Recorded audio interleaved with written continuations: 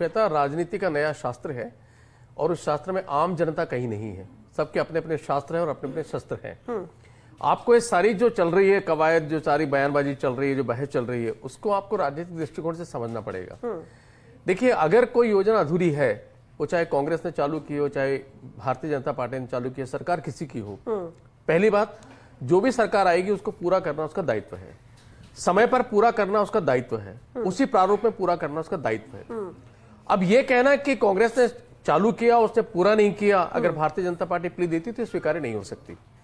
दूसरा, अगर वो अशोक गहलोत ने सवाल उठाया, किसी ने उठाया वो सवाल, वो विपक्ष में है, अशोक गहलोत इसी का पार्ट है, उनका अधिकार है सवाल उठाना, क्योंकि विपक्ष सवाल ही उठा सकता है, एग्जीक्यूट तो कर नहीं सकता वो, तो उनका अधिकार है सवाल उठाना, भारतीय जनता पार्टी का अधिकार है उस सवाल का जवाब देना। लेकिन हकीकत में सवाल उठाना और जवाब देना ये हो नहीं रहा है।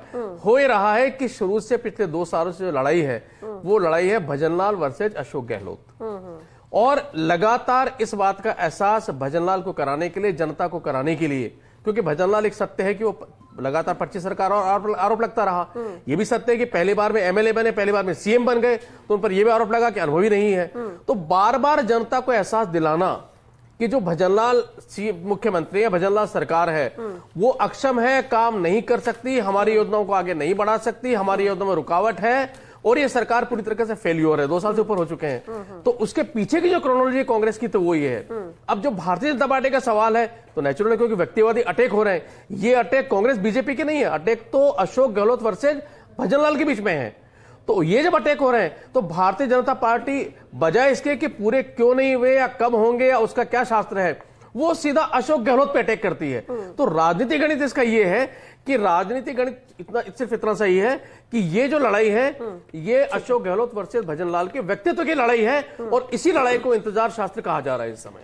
और ये जिन मुद्दों को उठाया जा रहा है वो कोई भूले ना, इसलिए वक्त वक्त पर उसे ताजा किया जाता है, उन चीजों को रिपीट कर कर, और यही इस मामले में भी हो रहा है। हाँ, उन मुद्दों को उठा करके, उनको हथियार बना करके व्यक्तित्व को छोटा करने की लड़ाई इस वक्त चल रही है। फर्जीवाड़े में लगाते हैं आप। श्वेता, मुझे लगता है कि जनता समझदार है, जनता सब देख रही है।